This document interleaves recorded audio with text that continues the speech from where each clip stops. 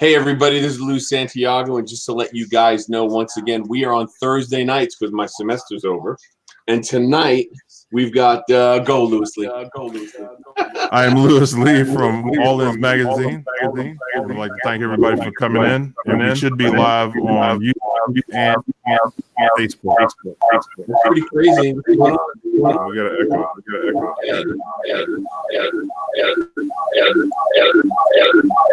I think it's you, Lou.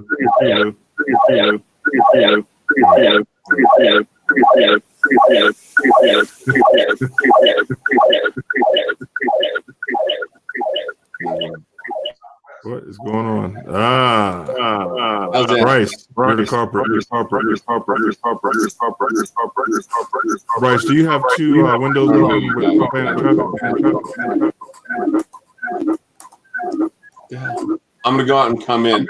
No, it's not you. That's Bryce. I don't know what it is. When I cut Bryce's mic off, yeah, it's coming through his system. Can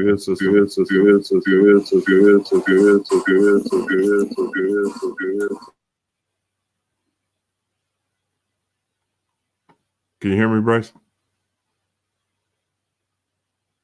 Yeah, we can hear you now. Your mic is throwing a lot of echo for some reason. How about now?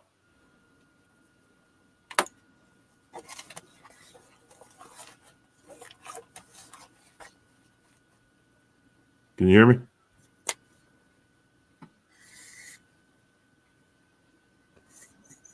Is that any better?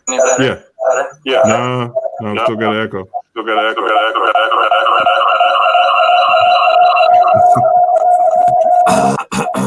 What'd you do, Bryce, since we were talking earlier? Is that better? Yep, there we go. Perfect. Okay. Lou, can you hear us? Yeah, I can hear you guys. Do you hear me? And yep, Ray's here, but he's not on screen. Say hi, Ray. Hey, everybody. Why am I not on screen? I'm I don't know. We don't see your face. I see my little icon. Maybe I should go out. What the hell's going on here tonight? So Yeah. it was. Wait a minute. It wasn't me. No, it was Bryce. Not bad. I'm going to close video. Oh, close video. That might It's close okay, the whole Bryce. It's okay. My first time. It's all right. Don't worry about it, man. All right, Ray, I'm going to kick you out and then jump back in. Okay. All right, Lou, go. Wait, you already went. I already went. Intro Bryce. Let Bryce get an introduction. What do you tell us who you are, Bryce? All right. Hi, everybody. I'm Bryce Green. I'm the body and paint shop manager here in Utah at Kindig-It Design. So I've been working for these guys for almost 6 years now. Oh, cool. And I've been running the body and paint side for about 2.5 years. So it's been a party. So have you always been a body and paint guy? Pretty much. I would say, so the first car I ever restored was when I was 16, 17. I bought a 68 Mustang about 3 weeks before I turned 16. And then about a year after driving it, somebody backed up into the front end while I was at a car wash. And Uh-oh. He froze. Did we lose Bryce? Bryce is frozen. Bryce, come back to us. He can probably Bryce hear go? us too. He probably can. What the hell happened? I don't know, man. It wasn't me. Me either this time. That's pretty bizarre. We lost Bryce. Oh, I he's think the one. Daphne said he thinks I think he fell asleep.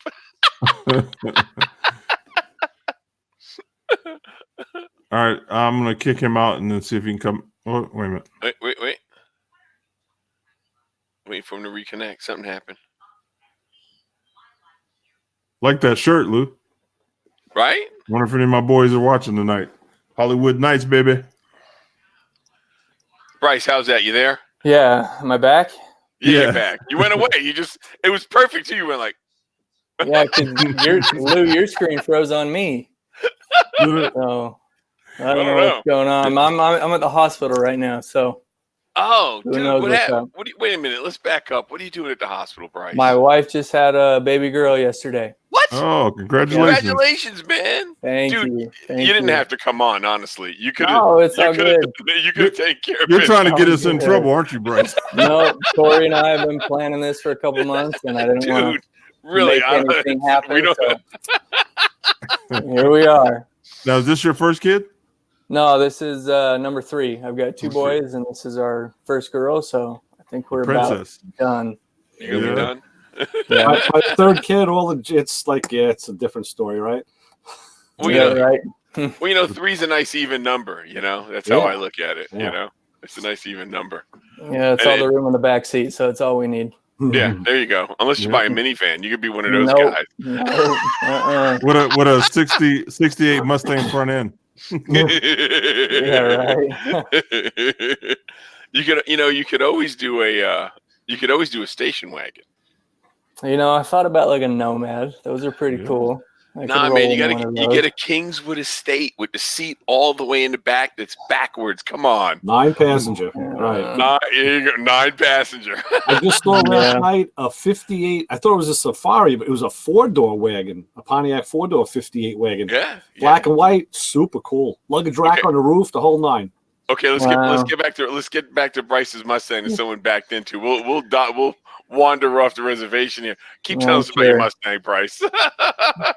All right, so that Mustang just was kind of my thing. It was, you know, my high school driver. It was what I'd cruise around all through Utah in, and once I got backed up into, I just wanted to be able to have it back. And so that's where I learned. I put new floor pans in it, new quarters. You know, that's where I did body work for the first time. I learned how to paint. It was the first car I ever painted. And then from there, it just kind of all snowballed from friends wanting me to do their cars and everyone else wanting me to build their trucks and stuff like that. And then for when I turned 19, for 2 years, I went to China. I served an LDS mission, just out just talking about Christ and stuff like that. And then when I came back, I met my wife, and I was going to be a 4th generation insurance company owner.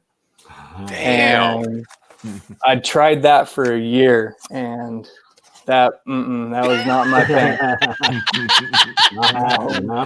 Not at all. I can't sit behind a desk and talk on the phone and just do the paper pencil thing. It doesn't work for me. So we moved up to a city here in Utah called Logan, and I did a couple years at Utah State University, where I was going to major in international business. And one night, my wife and I were just driving home, and I just was like, you know what? I want to build cars. And she just looked over at me and said, let's do it. So cool. She graduated college about 3-4 weeks after that. And then we set up to go out to California to go to Wyotech, because around here in Utah, I was looking at shops, and most of them were, you got to have 3 to 4 years experience to even apply. And so I figured maybe we'll just go try the certificate route and see if it works. So I went out to Wyotech for a year, and then I sent my resume to about 7 shops here in Utah and a few around the country. And I honestly just sent mine to Dave Kindig just to say I sent my resume to Dave Kindig. And, you know, because here in Utah, I mean, he was a huge deal. And I always just had mad respect for the guy and everything that he was able to build. And sure enough, I went camping for a weekend. My wife picks me up when I got back, and she's like, "You'll never guess who called you." And I said, "Who was it?" And she said, "Dave Kindig." So I gave him a call, and he said he wanted to bring me out for a trial run. So I didn't have enough money to afford a plane ticket, so I had to jump on the train. It took me about a day and a half to get out here to Utah. I did a 3-day tryout, and Dave offered me the job, and we moved back 2 weeks later. So nice. Here I am. Yeah. That's awesome. Dude, That's great. cool. That's cool. Yeah, it was really cool.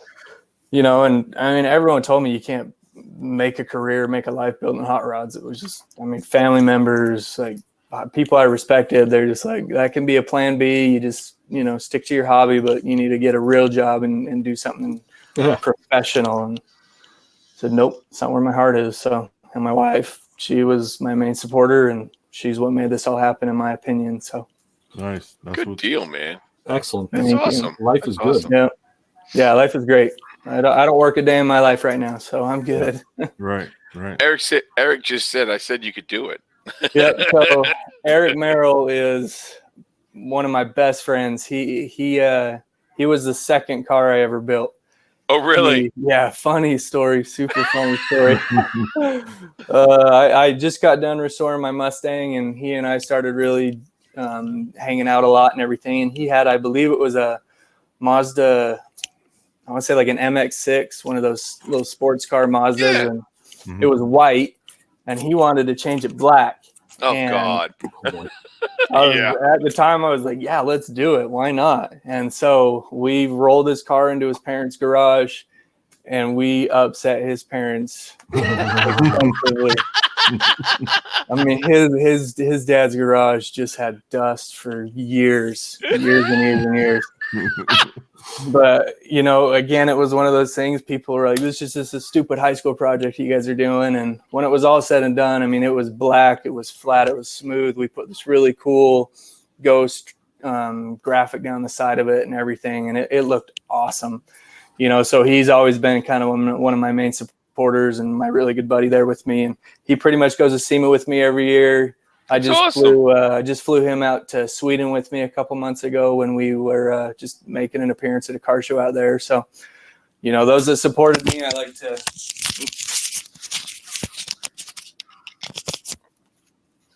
like to take care of them as best as I can. So that's awesome. Yeah, that's good. That's very cool. Bryce, let me ask you, you're in a top-notch big shop. I mean, I work in a small shop.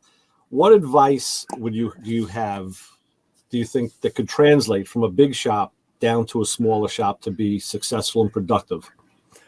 You know, so the one thing that I kind of base everything off of and what I do right now, and specifically when I'm looking for people to hire, is passion. You know, if I bring somebody into the shop and I feel like they've got a decent amount of technique, I can teach them from there what they need to learn, but I can't teach passion. I can't teach work ethic. You know, I can't teach how to drive and how to just put your head down and get stuff done. You know, so I really think that's what sets people apart, is those that just want to come in and work 8 hours a day compared to those that are willing to work a crazy amount of hours to get something done. And that's, you know, that's what's going to drive their skill to get better and better. They're never going to be satisfied. They're always going to want to be better than the last build they just did. You know, so I think that's very important, is the passion that you have, is you carry that into each build you do, because that's what's going to take you further. Yeah, I've been working with a Guatemalan guy now, and he's fantastic. This guy's a worker. I mean, he's got it. The main shop that we have, he was not really getting along too well. Some of the guys were busting his chops. And I said to him, who's the newest guy at the shop? And he said, yeah, I am. I'm like, well, you're the new guy. That's, of course, they're going to bust your chops. That's their job. But it was getting in the way of productivity. And the boss saw, hey, this guy's better off working alone. So they brought him over where we are, because we have a smaller, quieter place. So, you know, in personnel, that makes sense. What do you think on a shop management side of things could translate down to a smaller shop for productivity and success? You know, so the one thing that you didn't know it was going to be a business class, did you? What's that? You didn't know this was going to be a business class, but, you know, totally fine. We can get some real life information, you know? Yeah, we're going all over the map. Try to make it work, you know? Keep our places successful. So, you know, the way I look at it is we charge $70 an hour for our shop labor rate. And you figure that's over $1 a minute that these customers are paying for these cars to be built. Yeah. And so anytime my guys are just talking or standing around or whatnot, that customer's paying them $1 just to be doing that. Yeah. You know, and I'm very adamant on health and safety first. So I very much try and get my guys to wear respirators. Yeah. Yes, main focus is that their safety, but the second is it shuts them up. They can't talk to each other. Right.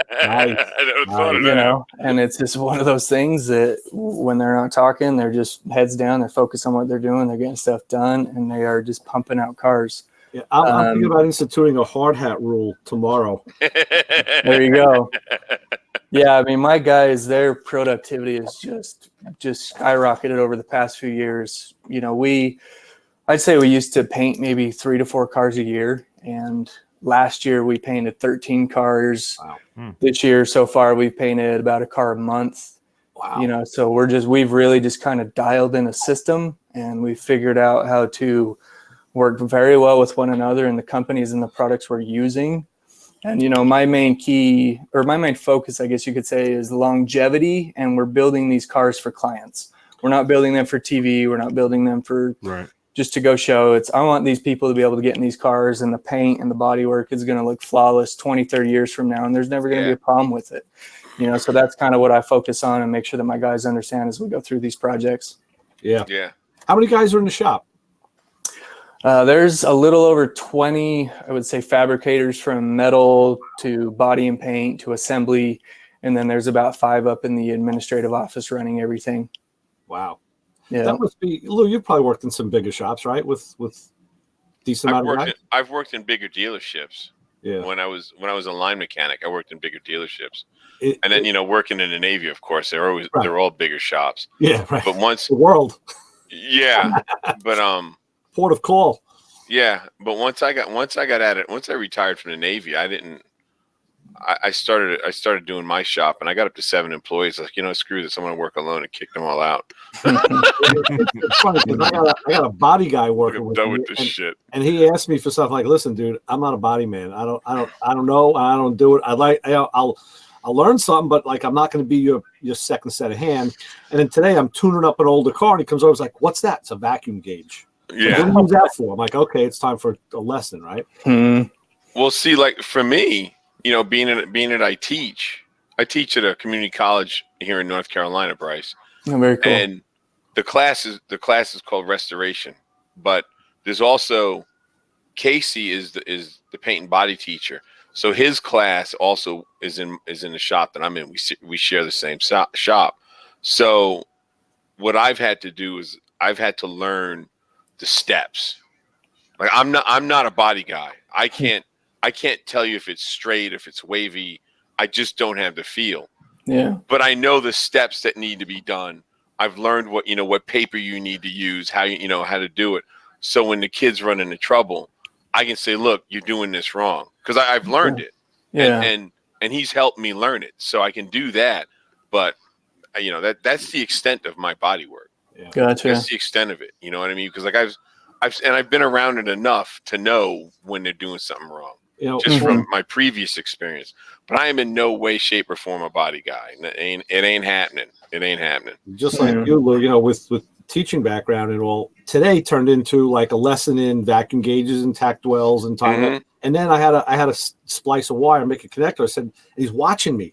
And I said, "What are you watching me for?" Like I showed him how to take a connector out of a plastic harness, and then I showed him how to make the crimp, and then how to solder it. He had no idea. I mean, brilliant body guy. I mean, he takes shit or stuff off that I can't even imagine. I use a pry bar, and he's using like finesse.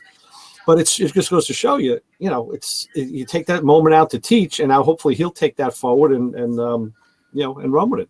Well, and you know what I've noticed is guys that get to the level that Bryce is at, they're a different animal. They really they look at stuff and they look at it differently because they know what they're looking for. That's the only way I can explain it. I mean, maybe I don't know. Well, but no, I mean, like I'm thinking, like what would you do with the chassis work and the parts you fabricate? You have that level of expertise, and and I have it with things that I do. Right. So maybe it's just like it's a matter of what you're doing, I guess. He's probably a lot broader than all of us put together. And I think Bryce can speak to this. I think once you get to a certain level, because I'm sure when he started, he saw it that way, but he just had to get there. Yeah. And it's with everything, like you said, it's your expertise. Yeah. Right. Yeah, for sure. So it just works out, but you got to be good at it. You got to know you're good at it, so you can get there. You got to know you want to do it. Right. Yeah, you do got to be confident in your ability. Yeah. Right. Yeah, and I think that's also where the drive comes in. You have to want to get good. Yeah, exactly. And that ties into your dedication and your work ethic, and everything just comes full circle. Yeah. Yeah. I think. Yeah. So do you have a lot of guys? Do you have a lot of guys coming, dropping applications because of the shop and the TV show now? Anytime I post out an ad, I'd say I get between 100 to 200 applicants at a time with it. But you'd be surprised how many are actually have worked at a high dollar job before and stuff like that, you know. Yeah. So I mean, when it comes down to that, it really is kind of slim pickings depending on what their work experience is. But again, if I just got a good feeling about them, and you know, I feel like that they could get to the level that we need them, and they have a positive attitude and they're willing to work, then that's pretty much what sets them apart. And I'm willing to bring them in and teach them. You know, I had one guy, his name is Mike. I believe his wife was on here. Says Mike says hi. So Daphne, tell Mike hi. Daphne, yeah. You know, but I have, so every week on a Friday, every Friday I give one of my guys, I call it the Killing It Award. I took a squirt gun and I painted it silver and I put it on a wood plaque thing and it just says Killing It. And so I just pick one person throughout the week that I feel went above and beyond. You know, they just did better than they ever have, or they really just stepped up to the plate and got something done. And then at the end of the year, I tally all these up, and whoever has the most gets a really nice plaque and a watch and kind of a big to-do with them, you know. And so Mike, he came from Wyoming, and he started last January, and I have never seen anybody want something so bad as he did. His skill level was very decent, but he did have a long ways to go to get to where he needed.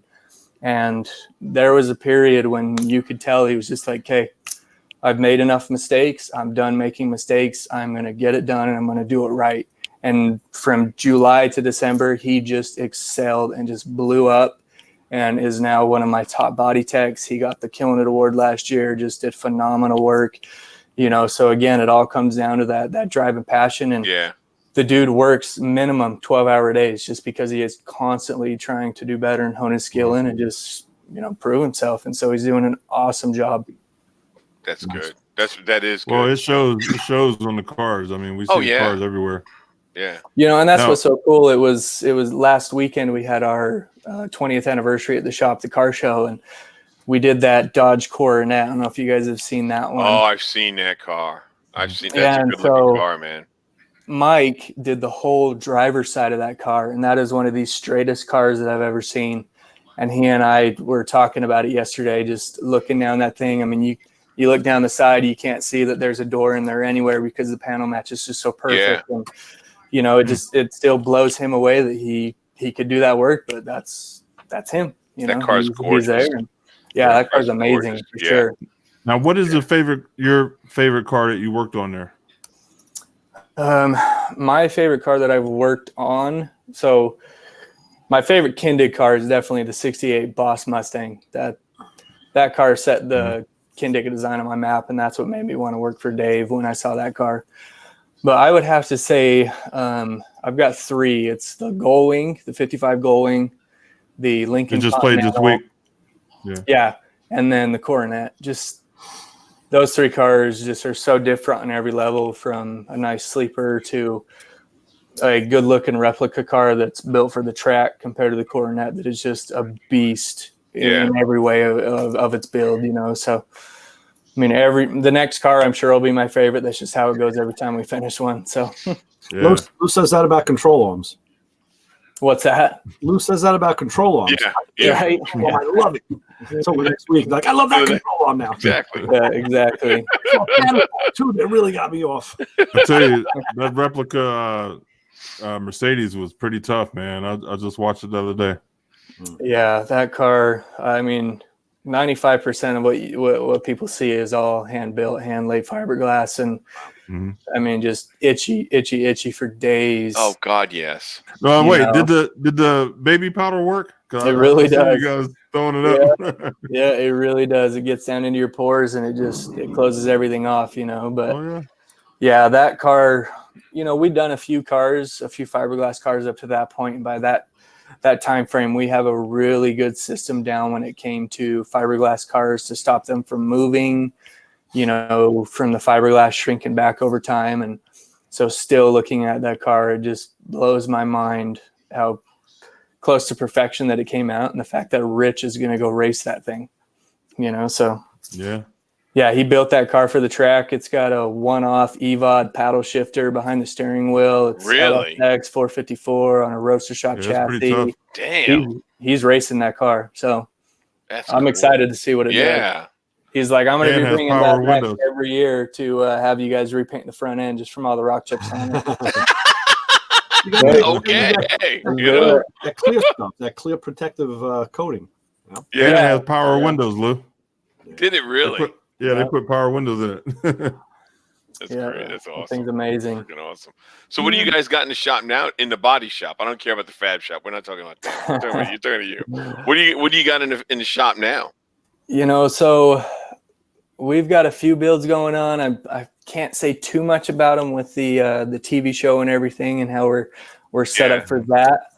But I will say we've got a couple trucks going on. We've got some very nice muscle cars that we've been doing. Cool. And then we've got a few builds that I'm extremely excited about that I've never seen done in the shop that I'm really looking forward to. So now the Futureliner. I mean, I know you talk about that. That thing is just so crazy. That thing must have been a hell of a job, man, because it's so big. It was unreal. I mean, you look at pictures of it, it doesn't even do justice of how big that thing is. You know, I remember blocking the back end, sanding the primer down, and I had to stand on a 10-foot ladder. You know, so you're on a ladder trying to sand this thing, and it's like sketchy, but it's got to be done. What are the dimensions? Do you know the dimensions of the vehicle? I think as it stands, without the light bar and everything extended, I believe it's 14 plus feet tall, and then I want to say it's 36 feet long. Wow. But the thing is a double dually, you know, so front and rear tires are both dualies.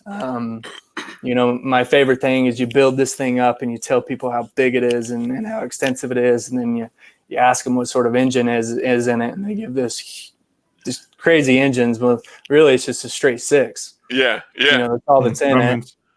And there's 2 gears on the thing. And I kid you not, it says hilly and level. It wouldn't make it under most of the bridges on Long Island where we're from. No, it wouldn't make them. No, it would not. That's so funny. Yeah, not in the modern day. It's so funny. Yeah.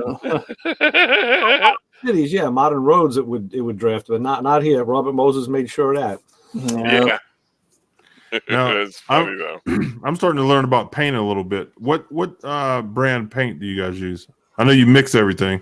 Yeah, so we are partnered with a really amazing company, Axo Nobel, and we spray their Sickens product line. And we've had the really fortunate opportunity to create our own custom color line. It's called Modern Classic by Kindig.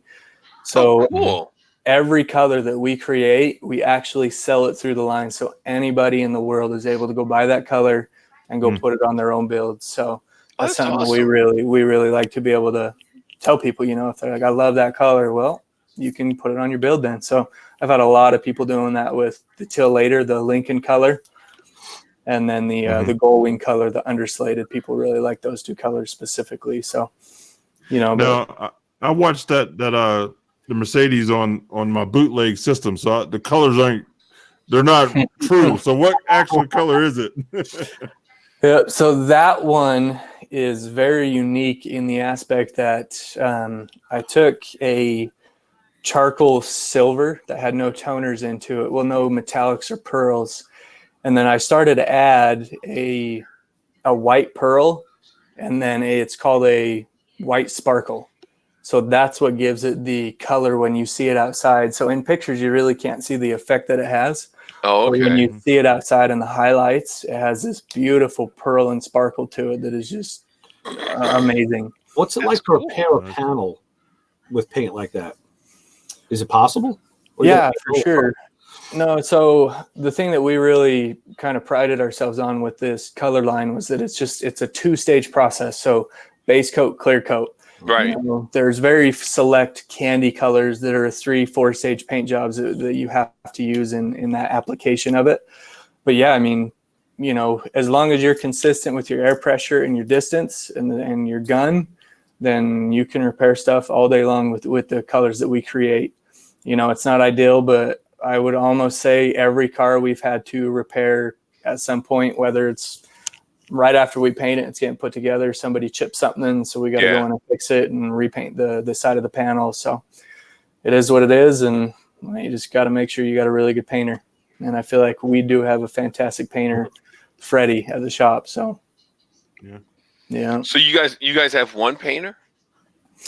Yeah. So I was painting for about 6-8 months, and trying to manage at the same time was just becoming very complicated. Yeah. You know, being in the booth and I got my guys out there knocking on the window like, hey, I got a question. It's like, I'm stuck in here for 4 more hours. So Yeah. we kind of started talking to our paint reps, and they were like, you know what, I think we got a guy for you. Bring him in and see what you think. And so the first paint job I ever had Freddie do was the Lincoln. And so just imagine this car. I mean, that thing's gigantic. It's on a rotisserie. It's a unibody. So the fenders are attached to it, the floor, the frame, everything. So just to give you a little or kind of how it worked out, there was 9 gallons of paint on that car altogether. God. So that was a 16-hour painting process from start to finish that we didn't stop, and Freddie was shaking by the end of it, and I helped him spray part of it, but the last few coats he finished it out so it was all consistent and clear coat and everything. But it is a very strenuous process painting these vehicles, especially where they're on a rotisserie, trying to get the color to match up and everything. So now that paint, that gallon of paint was what, $100 a gallon? Yeah, definitely. For the lid, right? Yeah, exactly. And then so Freddie's kind of my head painter, and then I have another painter. His name is Matt, and he owned a body shop in Texas for about 5 years. He started working for me about 1.5 years ago, and so he kind of helps paint all the engines and the smaller stuff and all the parts and everything like that. So between the two of them, we are very blessed with the talent that we have to be painting these vehicles. So So you guys have more than one paint booth naturally, right?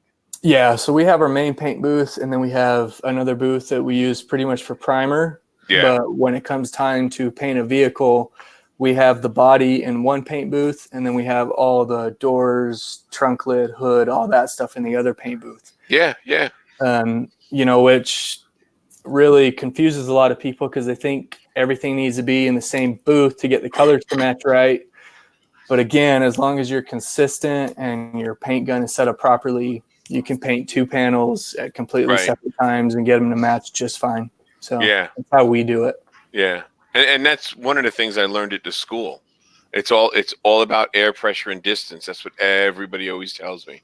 Which is really, to me, just strange. I mean, but it works because I've seen it done. I mean, it's just bizarre. But yeah, I see what you're saying, where people walk in and they think, "What are you doing? You can't do that." And you're like, "Yeah, you can." Yeah.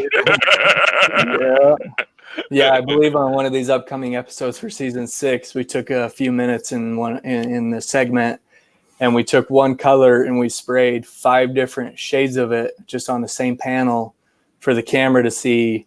And, everyone saw that and was just baffled that you could do that. But that is why painting is one of the most toughest parts of this industry. It's because anything can change it. Yeah, it really is. Yeah. And then you do waterborne. Waterborne throws a totally different set of rules than solvent based. And I what I just learned, because again, we got waterborne in the shop. We just got it in last year. I did not know that the clear is still solvent based. I didn't know that. Yeah, still your thing. I didn't know that, because when Casey went to paint a Ford Fusion that ruby red color. Yep. And it's waterborne, and then I see him mixing up solvent. Like, dude, what are you doing? It's like, you got to paint. You got to do solvent on top. I was like, what? Yeah. I really thought that it was all water. Yeah.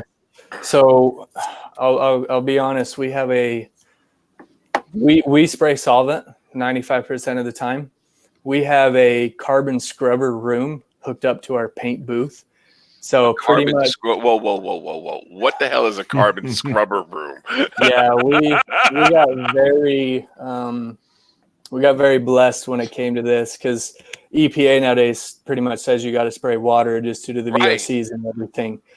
Well, we have it's a carbon scrubber room. It's pretty much a room half the size of the paint booth, and there's just carbon panels that run all the way through it. And so the air that leaves that carbon scrubber room is cleaner than what it came in. So we can spray any amount of VOCs that we want. What? Which is really beneficial for us because Freddie and I personally, we love solvent. Yeah. It's just so much more user friendly, and it's just a better application, and you can fix problems a lot quicker. And so that's our preferred method. But we have painted cars in water due to the color that they needed, and it's still possible. But if you got a carbon scrubber room, then spray some solvent. But most shops don't. So that's kind of we've started doing a paint class, and we teach both water and solvent just because some people's options are limited. So yeah. Excuse me 1 second, Bryce. Lewis, due to contractual obligations, it's time to tag team Torian. I told him I'd share the hour with him, so we're going to bring Torian. Bryce, it's been a pleasure. Thank you. Congratulations on the daughter, on your baby. And thank you. I appreciate it. It's been awesome chatting with you. All right. Good Later, Ray. All right. Thank you, Ray. Thanks, Ray. So what did you name your little girl real quick? So her name is Felicity. Cool. Yeah. Felicity. Yeah. Good deal. Felicity. Yeah. Good deal. Yeah. She's a sweetheart. So Good deal. Yeah, I've got 2 daughters. nice. I got 2 boys, 2 girls. Yeah, And I do too. they're marrying off. It's awesome. That time, huh? That's cool. Awesome. Yeah. Tori, how are you? There's Tori. Good. How are you? Good to see you. Good. I appreciate you getting this all set up for us. It's my pleasure. Glad to have you. How Tori's you doing, good. Lou? Hey, Lewis. Tori's not a Oh. picture. He's just a blur. I'm just a blur, Yep, you're just a blur right now, Tori. but can you hear me okay, though? Yeah, we can hear you. That's Yeah. good. That's good. So that's awesome. So now, do you guys? I mean, I know you guys have it all broken up with fabricators and all that. So when you get the car, it's in bare metal, and then you guys take it from there. Yes. Yeah. So on average, how long would you say would it take for you guys to do what you got to do and have it painted on average? I mean, I know everything's going to be different. The Futureliner is like an animal all its own. Right. Yeah. But for sure. You got this thing pretty honed, pretty dialed in. So you've got to be turning them out at a decent rate to get 13 cars painted in a year. Yeah, so I would say we've come up with a pretty good system depending on the quality of the build, whether it's a driver or a show car. We can have a car out in 4 to 12 weeks, and we usually have about That's 3 good. cars going on at one time. So Wow. yeah, That's the way good, man. it's been awesome. The way I've kind of got it set up is I usually have one car beginning from metal, so we're working into the epoxy stage. And then the next one is in the final primer stage, getting ready for paint, while one other car is getting polished after paint. So by the time the car is finished polished, we're going into the booth with the next one. And then as soon as the guys are done polishing, that car's coming out of the booth and they're jumping right onto the next one. So it's kind of like this 3-car process that we've got worked out really well that my guys are very consistent with. Cool. Yeah, it's been awesome. So how many Assembly guys? line. How many guys do you think you'll need if you wanted to bump it up to a 4-car system? I mean, because I know it's all relative, but I'm curious. I'm curious, like how many more you would need to do 4 cars if you had to. I'd say give it 6 months to a year. The guys I have now will be able to start doing that, no problem. I'm kind of at the point where I'm not really interested in hiring anybody else at this time. I've taken the past year and getting my new hires up to the point where we want them. And so from, my 2 painters, I've got 2 polishers, I've got 3 to 4 body techs, and then 1 parts guy. And the very systematic flow that these guys have is just phenomenal. And I don't feel like throwing another person in there and trying to get them caught up to speed at this point when, it's like you say, if it's not broke, don't fix it. And Right. my guys are perfect at what they do. So we're pretty set up with what we got. Yeah. That's awesome. Yeah, It really is. On the builds, let me ask you, do you do any engine building in-house, or do you have a specific supplier when you source out a motor for a particular project? Yeah, so new day and age of the way everything's going, we particularly like to just go with a crate engine. whether that's a LS base or we've really started working with Lingenfelter.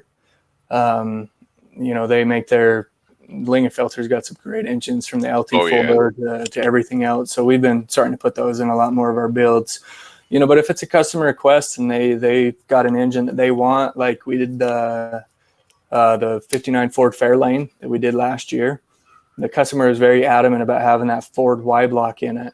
And so we have a local engine builder that went through and did all the pistons and rods and everything and brought it back to us. And it's been really great, So I think just in general, we like to make sure that these vehicles are very turnkey. So as soon as the customer gets them, they're able to get in, fired up, and then have no problems with it just running. So, Right. Cool. Now, Kenny, he's a good guy too. That's an awesome place to get, your engine from. I've spoken to him a few times, and that's awesome. That's really good. What about, just getting back to the Futureliner real quick. Yeah. What I loved about that, it was such a unique project, and your attention to detail is just beyond reproach. I mean, I saw the search on getting the that jet engine display piece, the cutaway. Yeah. Now, it was all wrapped up in the TV show. In real time, how long did it take to actually, search and find and bring that engine to the shop? So I believe that took about 4 months to get it found. I want to say it was in Ohio. I'm pretty sure it was somewhere back there.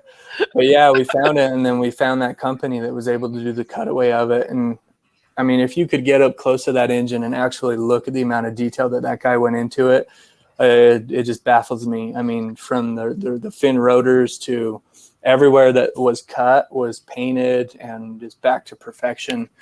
So that thing was really cool to see that dropped in. You should have seen the how nervous Kevin was when he had that thing hooked up to the forklift trying to drop that into the newly painted Futureliner. It was on TV. Want to do that?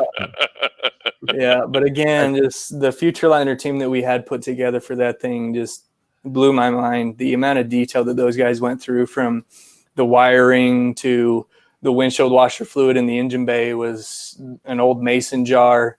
And Justin from JS Customs Interiors, he actually found in an old warehouse a roll of original Futureliner interior.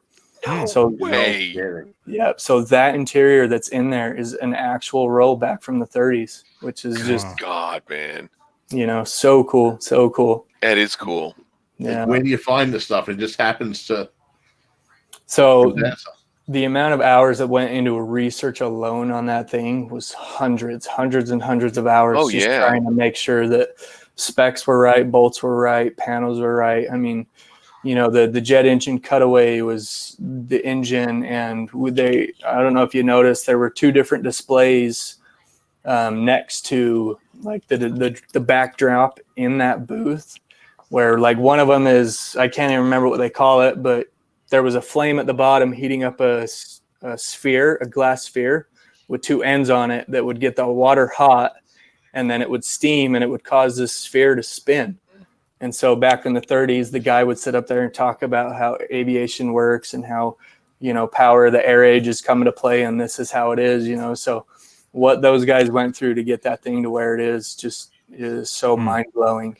That's crazy. It really is.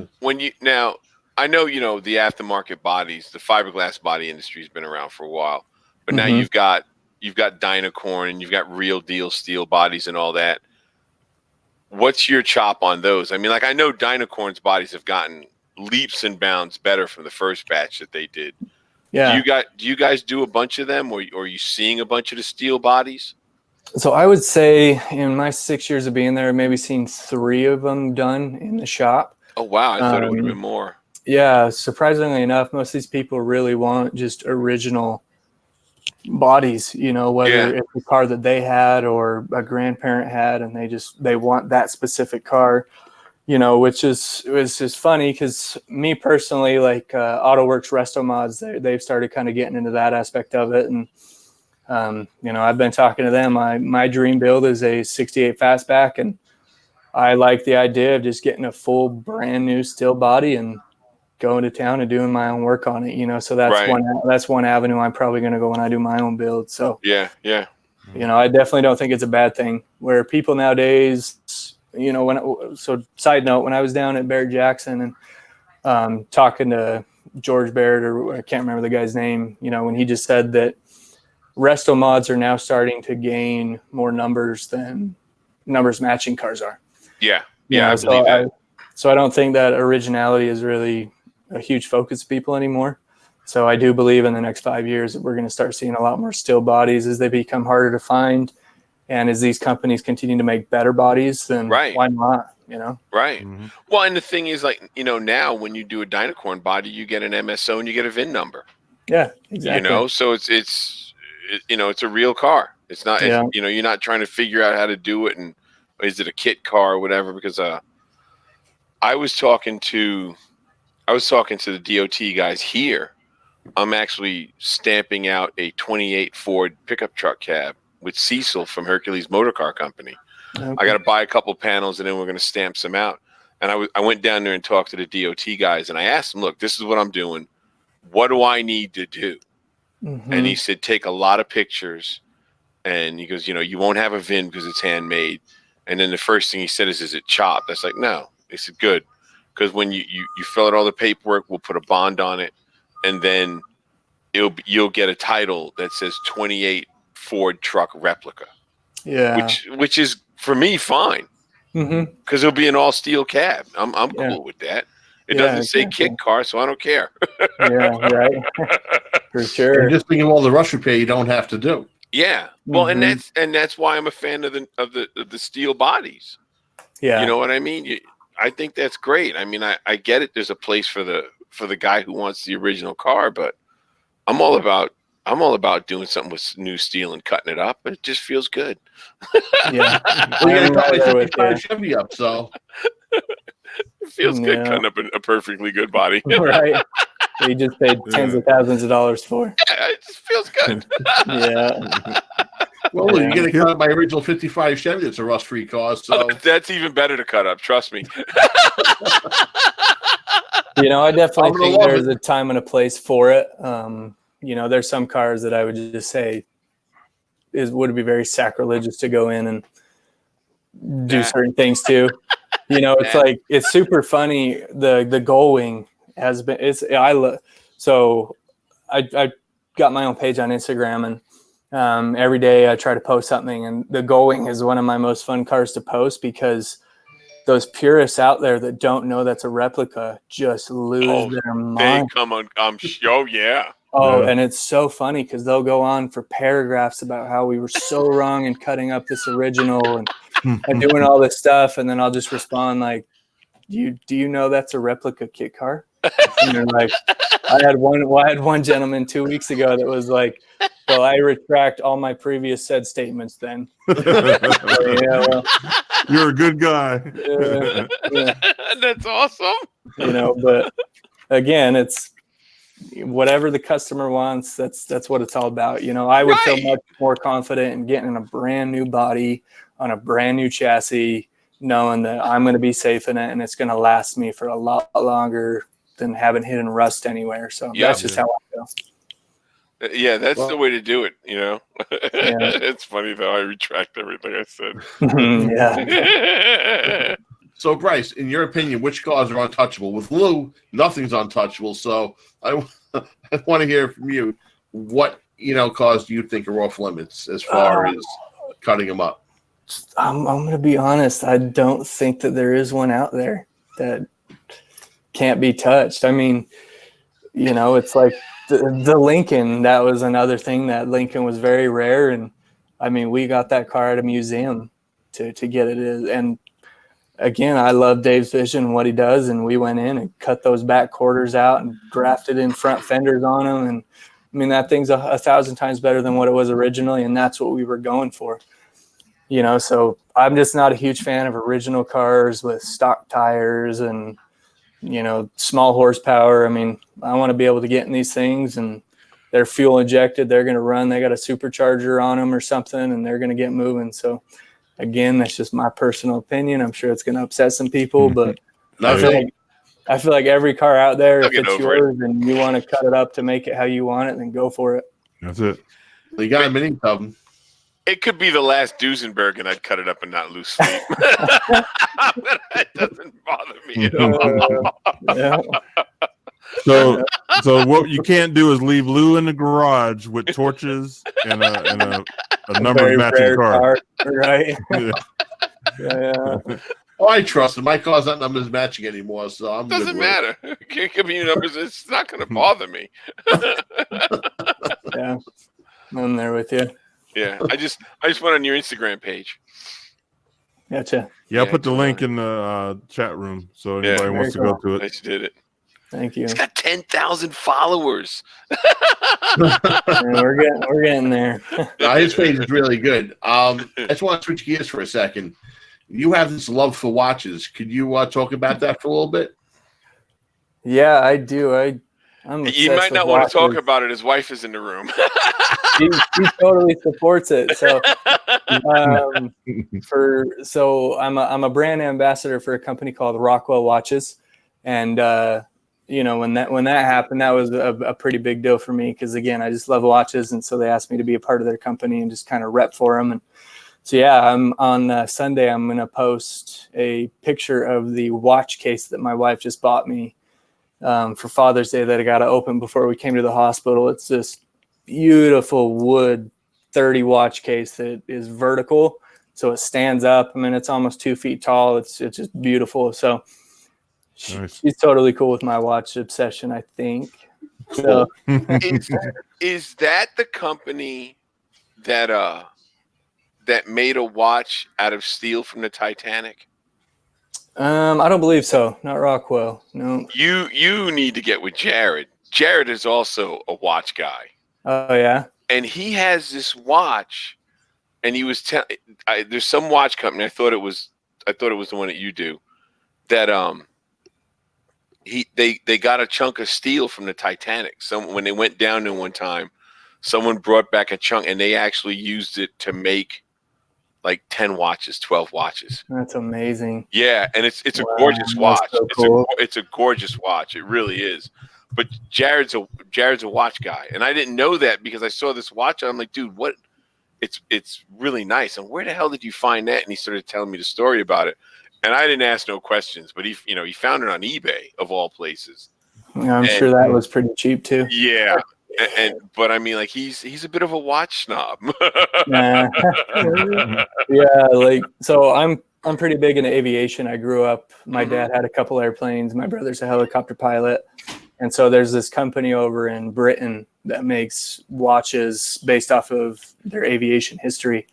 And they just made a watch based off of the Harrier aircraft that they had, which was made from actual pieces of it. So just cool history like that is very, very neat. That's very cool. That's cool. That's cool. I like that. Yeah, I have my my Seiko dive watch that I've had. It was my first Father's Day present. It's 35 years old. Oh, that's awesome. Yeah. That's very cool. And whenever I would forget to take it off when I'd go out on Liberty, I would put it around my ankle and pull my sock over it so I wouldn't lose it. Right. When you're slightly intoxicated and you're a babbling idiot, you might lose it. So I'd wear it around my ankle. Hey Bryce, tell we're live on YouTube also. So can you tell everybody about your giveaway on Instagram and tell them how they can get to it? Yeah, so every 5,000 followers, I do another giveaway. And so this last one was just last Sunday when I hit 10,000 followers. I gave away a Rockwell watch. I give away some Adams polishes stuff, whether it's detail spray or something that they make. They're the product that we use in our shop, and I very much stand behind what they make. And then some Kindig-It swag, from hats to T-shirts and stuff like that. So every giveaway, I'm just going to keep getting a little bit more and more into it and give away more products that are company reps, and just kind of give back to those that follow me. So that's good. Nice. I appreciate everyone.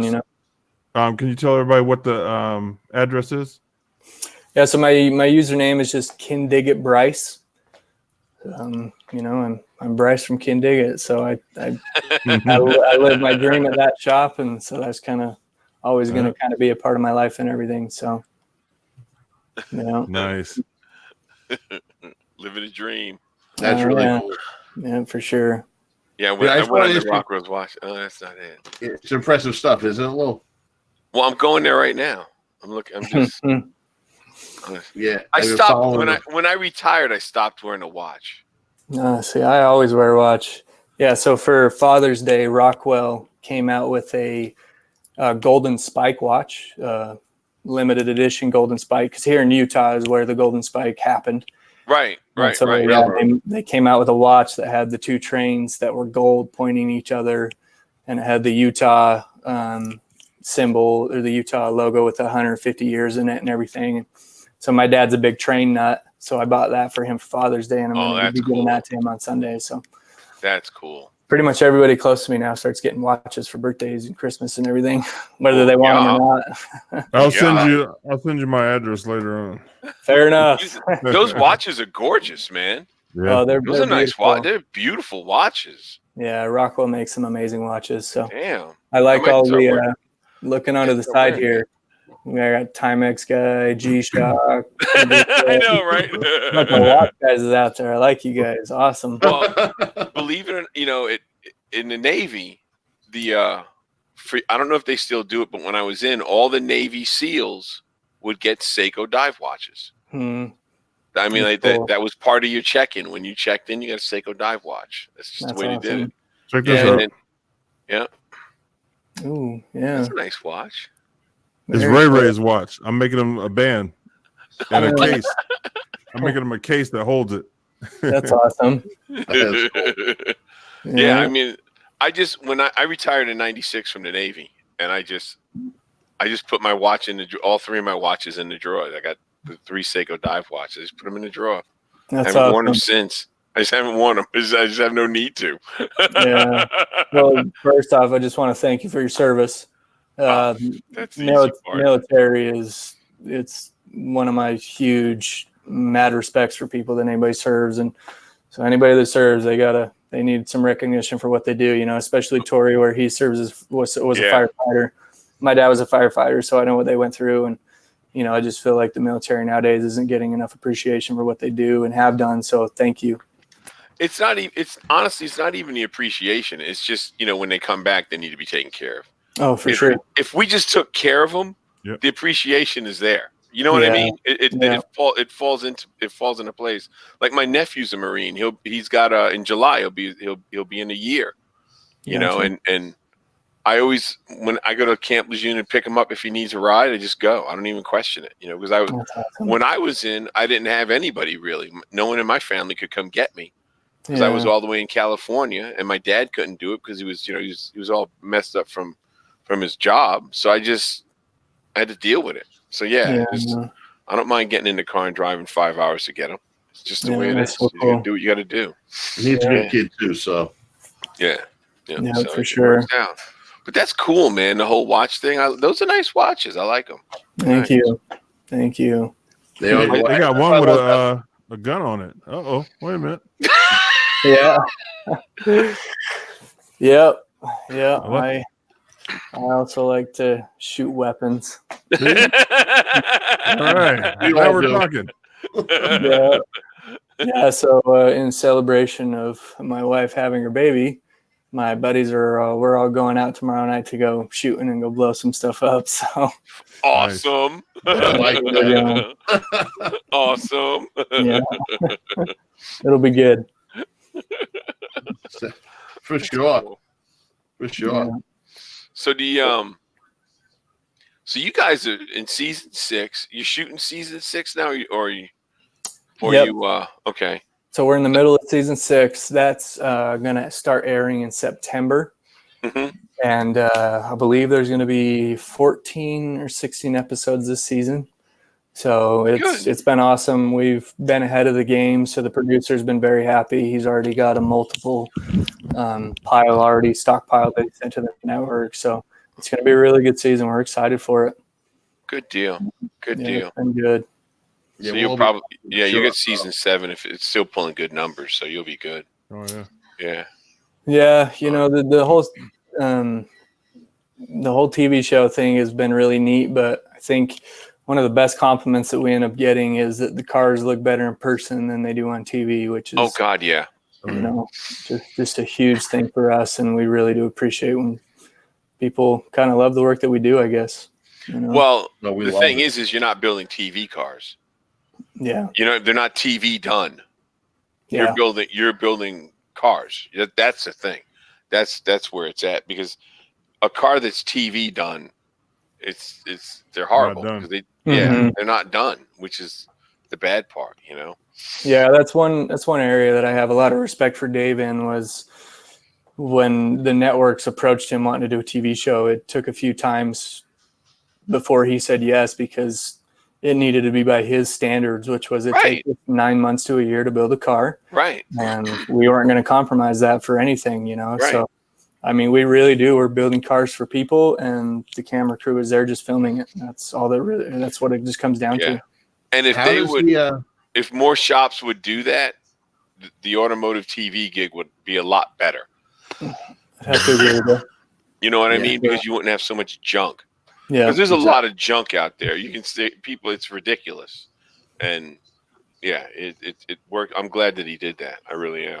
Yeah. He wants to stand by the Kindig-It name and what it means. And that's one thing I love about that company is Yeah, that's we good. take pride in it. So no compromises? not at all. Not at all. How does the film crew affect productivity in the shop? Do they get in the way, or do you have a system worked out where it doesn't really affect it? How does it work? Yeah, so we've got a very good system with them. I'd say they're there maybe 3 to 4 days a week, and they'll have, maybe every 2 weeks or so, the editors will have gone through and figured out what needs to be kind of finalized. And so maybe once every 2 weeks or so, they'll have like an interview day where they'll just set up a spot in the shop, and then they'll just call people over that need to be interviewed, and so we just kind of do the interviews real quick. That helps finish out the story, and then they take that and then finish up the episode, and then it's good to go. Cool. They're very good about our schedule with painting, because we paint either really late or it takes us hours and hours. So I'll just shoot them a text. I'll just shoot Nick, the producer, and say, hey, we're painting the car on Friday. We're going to start at this time. And he says, okay, great. I'll have the camera crew there and we'll be ready. So That's it's awesome. really good. That is good. That's really good. That's really good. Yeah. Yeah, it's been pretty amazing because none of the camera guys were in the automotive industry whatsoever. Nick, our producer, had never done anything with cars, but for him to take his vision and put it with what Dave was able to create has just turned out for an awesome TV show and everything. So, Well, he's working with you. oh yeah, You know what I mean? Because some of them I've run into. They're like, "This is the way we're going to do it." It's like, wait a second, you know nothing about a car. Yeah. You know what I mean? And they don't care. When in doubt, put sparks in. It's just some of them. Right. It's like, wait, what are you doing? So to have a guy come in and work with you, because at the end of the day, he's got to work with you, he's got to work with Dave, and he's got to work with Kev Dog. Yeah. Because realistically, because Kev's running the shop, Dave is overseeing everything, and then you run the paint. So he's got to work with you. He can't say, "Oh, this car needs to be ready for paint tomorrow." It doesn't work that way. Yeah. Oh yeah, for sure. Yeah, I just got to give a shout out real quick to Keith, really good buddy of mine down at SEMA a few years ago. So Keith, I appreciate you, man, and thanks for all the support you do for me on Instagram, especially. So have a good night, brother. Well, look, man, it's 10:04, and it's less. It's not as late over there, but I don't want to hold you any more from your wife and your daughter. So we're gonna sign off. That's way more important to me. I appreciate you coming on here. I already had my coffee, Vince. See,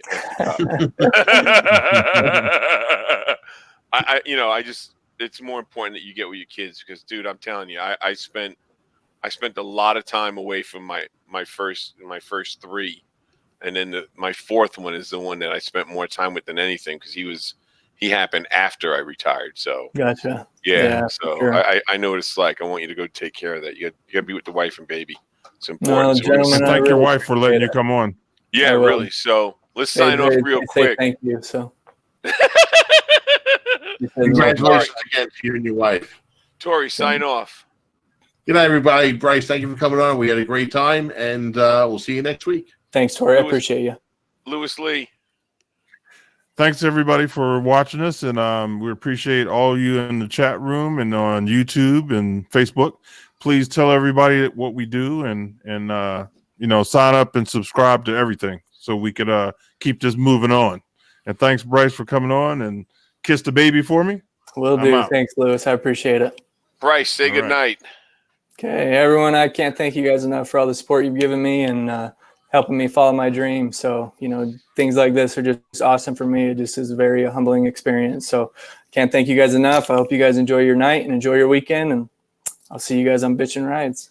Thanks for coming, Bryce. Lou Santiago, we're out of here till next Thursday at 9. We will see you later.